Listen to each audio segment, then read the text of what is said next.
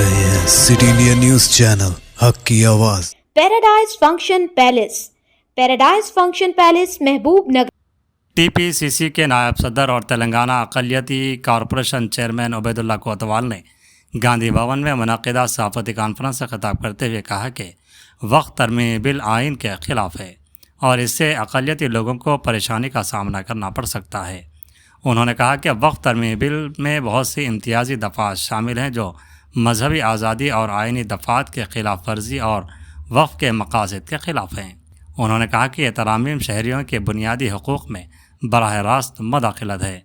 इस मौके पर उनका कहना था कि इस बिल के ख़िलाफ़ जारिया माह की 13 तारीख को दोपहर 2 बजे हैदराबाद टैंक बैंड पर अम्बेडकर मुजस्समे के पास एहतजाज किया जाएगा। तमाम लोगों से इस एहतजाज में कसीर तादाद में शिरकत की दरख्वास्त की है।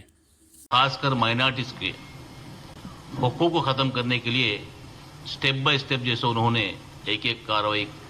शुरू की है। पहले उन्होंने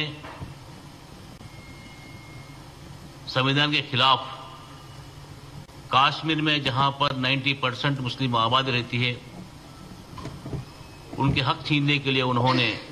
आर्टिकल 370 खत्म करा, जबकि वो आर्टिकल खत्म करने के लिए उन्होंने पूरे कश्मीर को अंधेरे में झोंककर वाईफाई बंद कर इंटरनेट से बंद कर टेलीफोन कनेक्शंस निकाल देकर हर छोटे बड़े लीडर को हाउस अरेस्ट कर ये सो उन्होंने बिल पास की। सारे हिंदुस्तान में उसकी इस्तेमाल किया, लेकिन उन्होंने कुछ फर्क नहीं किया। सेकंड, मुसलमान की शरीयत में दाखिल होने के लिए उन्होंने ट्रिपल तलाक का ऐसा एक इशू लाया। ना पता असल ट्रिपल तलाक से कोई मुसलमान को फायदा हुआ, सिर्फ उनका मंशा एक ही था कि इस्लामिक क्लास में शरीयत में एंटर होकर जैसो ये हुकूमत जैसो वो शरीयत एक्ट खत्म करने के लिए वो लोग कोशिश की है। उसके बाद मदरसों में पाबंदी लगाना, बुरखे पे पाबंदी लगाना, मुसलमान के लिबास पे पाबंदी लगाना, मतलब उन्होंने इस भारत देश में अक़लियतों की हुकूक और जैसे उनके हक को ख़त्म करने के लिए उन्होंने पूरी कोशिश एक की बार एक करी है। लास्ट में वक्फ एक्ट, वक्फ का जो मंशा है, हमारे बुजुर्गों ने अपनी दौलत अल्लाह के नाम कर उससे जो भी फायदा आता है फायदा है सो गरीब मुसलमानों को उनकी गुर्बत दूर करने के लिए जो वक्फ का मंशा है वक्फ को मंशा खत्म करने के लिए उन्होंने अलग अलग की है। जब उन्होंने बिल पार्लियामेंट में रखे, राहुल गांधी साहब और इंडिया अलायंस वालों ने गड़बड़ कर जेपीसी को रेफर करे। जेपीसी में इंडिया अलायंस ही नहीं बल्कि हिंदुस्तान के पूरे state holders, stock holders, NGOs, public, कई जमातें, सब लोग जैसो जेपीसी में दरखास्तें दी के ऐसो आपका जो एक्ट अमेंड करने जा रहे हैं आपका मंशा गलत है, आपके अमेंडमेंट्स गलत है, लिहाजा उसको जैसो सुधारा जाए। स्टेट डेलीगेशन में मैं भी गया था, हम लोग भी कुछ सजेशन दिए, मुस्लिम जमात सजेशन दिए, लेकिन सिर्फ नंबर जेपीसी में बढ़कर रहने से वो लोग कोई पार्लियामेंट मेंबर का या पॉलिटिकल पार्टी का, एनजीओ का, स्टेक होल्डर से किसी का ये सो वो लोग उन्हें इंक्लूड नहीं कर एक तरफा ये सो जेपीसी वालों ने रिपोर्ट देकर परसों पार्लियामेंट में पास किए। अभी 8 अप्रैल से वो कानून लागू हुआ गया। वो कानून इतना डेंजर कानून है जो अमेंड किए हैं वो लोग, शायद इंसानियत जो भी रखता है,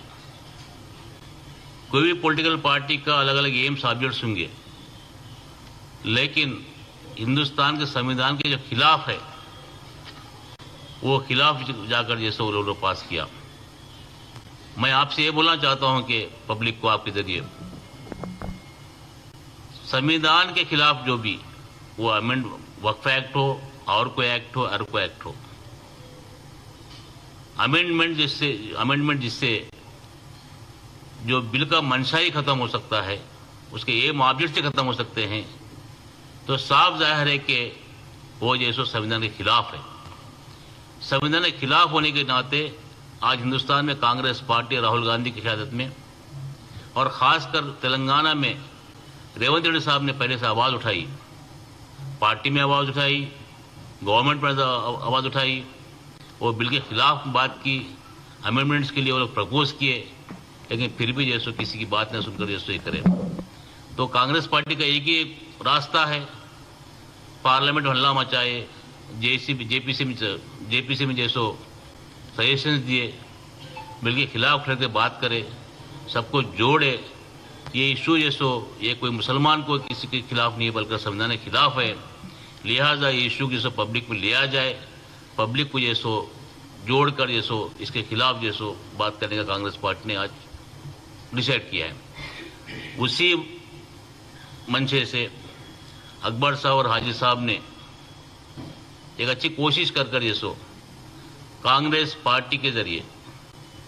कांग्रेस पार्टी के बैनर से इस बिल को खिलाफ करने के लिए 13 अप्रैल संडे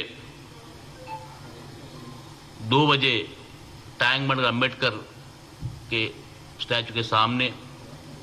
एक रैली निकालेंगे। उसको कई बड़े बड़े लोग जैसो जिसपे ये एक्ट पे जो परफेक्ट है वो लोग जैसा कि हम लोग जैसे एड्रेस करेंगे। लिहाजा मैं अपील करता हूं कि ऑल डेमोक्रेट्स, संविधान को मानने वाले, वो मजहब हिंदू हो, मुसलमान हो, सिख हो, ईसाई हो, आज वक्त आया है कि एक एक चीज जैसो आज हिंदुस्तान में अक़लियतों के खिलाफ